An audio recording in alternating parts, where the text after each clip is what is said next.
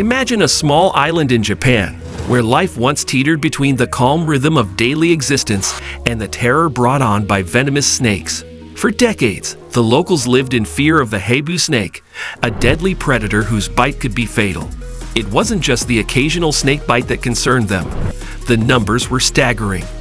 In 1980 alone, around 400 people were bitten, and tragically, not all of them survived. Something needed to be done, and so the Japanese authorities devised what seemed like the perfect plan. They would introduce a natural predator of the snake, the mongoose. But as we know, nature doesn't always follow human plans. What began as a genius solution to a snake problem turned into a completely unexpected outcome. And 25 years later, everyone was shocked by what happened on Amami-Oshima Island. Venomous snakes in rural Japan. In rural Japan, the Habu snake poses a significant threat to local communities, particularly in the Ryukyu Islands, where encounters with these venomous reptiles are all too common. Related to rattlesnakes and puff adders, the Habu is notorious for its potent venom, which can lead to severe symptoms and, in some cases, death. The danger is compounded by the fact that for many years, effective antidotes were not readily available, leaving those bitten in life-threatening situations. Even when antidotes did become accessible, issues related to storage and transportation hampered their effectiveness. The antidotes required careful refrigeration and handling, which was nearly impossible in many remote villages lacking reliable electricity and infrastructure. Ironically, these rural areas, where access to medical care was already limited, experienced the highest rates of Habu bites. The challenges of delivering medical supplies to isolated communities made the situation even more precarious, and there was little hope of extending power lines to these regions due to the immense costs involved. In response to this pressing public health issue, Japanese authorities sought an innovative solution: the introduction of mongooses, small, agile mammals known for their exceptional snake hunting abilities. In 1979, about 30 mongooses were brought to Amami-Oshima Island, a subtropical region in Japan, with the dual purpose of controlling the Habu snake population and reducing the local rat problem. On paper, this strategy seemed to be a brilliant plan. Mongooses are fast, tough, and equipped with a natural immunity to certain snake venoms, making them ideally suited to the task at hand. However, the reality was far from this initial optimism. As with many well-intentioned ecological interventions, the introduction of mongooses would have unforeseen consequences. Instead of effectively hunting the Habu snakes, these opportunistic feeders often turned their attention to more readily available prey in their new environment. The interplay between species dynamics, habitat disruption, and the unintended consequences of human intervention would soon reveal a troubling truth about the balance of nature in rural Japan. A seemingly perfect solution. When mongooses were introduced to Amami-Oshima Island, they were hailed as the ideal solution to the growing Habu snake problem. Known for their speed and agility, mongooses have developed a well-deserved reputation for hunting and killing snakes in various regions, particularly in their native habitats like India and Pakistan. Their immunity to certain snake venoms, especially those of cobras, has made them formidable hunters, leading many to believe that they would effectively control the Habu population in Japan. However, the ecological reality of this introduction proved to be more complicated than anticipated. When mongooses arrived on Amami-Oshima, they quickly adapted to their new environment, but not necessarily in ways that aligned with the initial objectives. While Habu snakes were primarily nocturnal, mongooses are diurnal, meaning they are active during the day. This mismatch in activity patterns resulted in minimal encounters between the two species, which was a significant factor in the failure of the mongooses to effectively reduce the Habu population.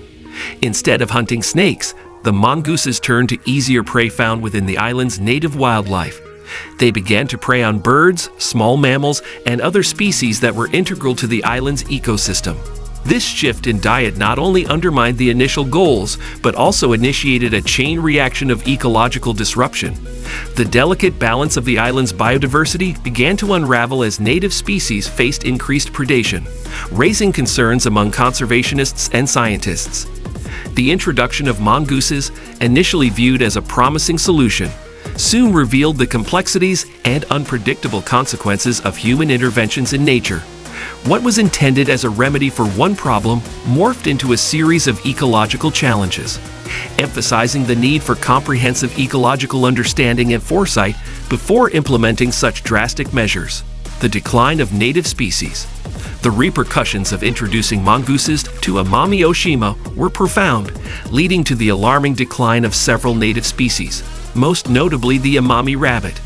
This rare and endangered species, often described as a living fossil, is unique to two small islands in Japan and is a key component of the local ecosystem. With its populations already threatened by habitat loss and human encroachment, the arrival of the mongooses pushed the Amami rabbit even closer to the brink of extinction. These rabbits had evolved in isolation, developing unique adaptations to their environment, but they were ill-equipped to deal with the new predatory pressures introduced by mongooses. The mongooses, being opportunistic feeders, didn't limit their diet to just the Habu snakes. They also targeted vulnerable species like the Amami rabbit and the native VQ rat. This predation exacerbated the challenges faced by these already vulnerable animals, leading to rapidly dwindling populations and further destabilizing the island's ecosystem. The situation highlighted the fragility of the local biodiversity, which had thrived for centuries but now faced unprecedented threats due to a single well-intentioned intervention. The decline of native species illustrated the intricate interdependencies within ecosystems and the cascading effects that can result from introducing non-native species. Conservationists and scientists recognized that the well-balanced ecosystem, once robust and thriving, was now in jeopardy due to the unforeseen consequences of introducing mongooses. This ecological imbalance serves as a critical reminder of the importance of understanding the complex relationships within ecosystems before taking action to manage wildlife populations, emphasizing the need for caution and rigorous ecological assessment in such interventions. Efforts to control the mongoose population. Recognizing the severe ecological impacts caused by the introduction of mongooses, the Japanese government took decisive action by launching a campaign aimed at controlling and ultimately eradicating the mongoose population on Amami Oshima. By the year 2000, it had become increasingly clear that without intervention, the ecological damage inflicted by the mongooses would continue to escalate, threatening the survival of many native species, including the endangered Amami rabbit. This prompted an aggressive response that involved extensive trapping and removal operations across the island. The government deployed various strategies, setting traps at strategic locations and using specialized attractants to lure the mongooses. Additionally, toxic baits were employed in an effort to reduce their numbers effectively. Search dogs were brought in to assist with locating the elusive mongooses, showcasing the scale and seriousness of this initiative. Over the years, this extensive campaign resulted in the capture and removal of more than 32,000 mongooses from Amami Oshima, a testament to the commitment of Japanese authorities to restore balance to the island's ecosystem. The last confirmed capture occurred in April 2018, and since then, reports of mongoose sightings have ceased, suggesting that these efforts have been largely successful, at least for the time being. However, the complexities of ecological management remain, as the eradication of one species can have unforeseen effects on others. The success of this initiative serves as a valuable case study in wildlife management, highlighting the challenges of restoring ecological balance after an invasive species has been introduced. Ongoing vigilance is crucial to ensuring the health and stability of Amami Oshima's unique environment and safeguarding against the re-emergence of ecological imbalances in the future. The big question: was it worth it?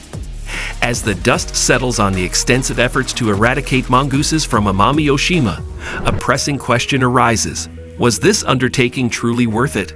Initially brought to the island with the noble intention of controlling the Habu snake population, mongooses quickly evolved from a proposed solution into a significant threat to the island's native biodiversity. The detrimental impact on species like the Amami rabbit, which faced extinction due to increased predation, raises ethical concerns about the long-term consequences of introducing non-native species into fragile ecosystems. Some may argue that species can adapt to new environments and that the mongooses could have integrated into the local ecosystem.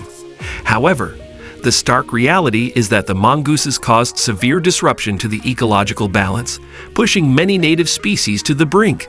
The loss of unique biodiversity, particularly in a UNESCO World Heritage Site, emphasizes the importance of protecting native species and habitats from invasive threats.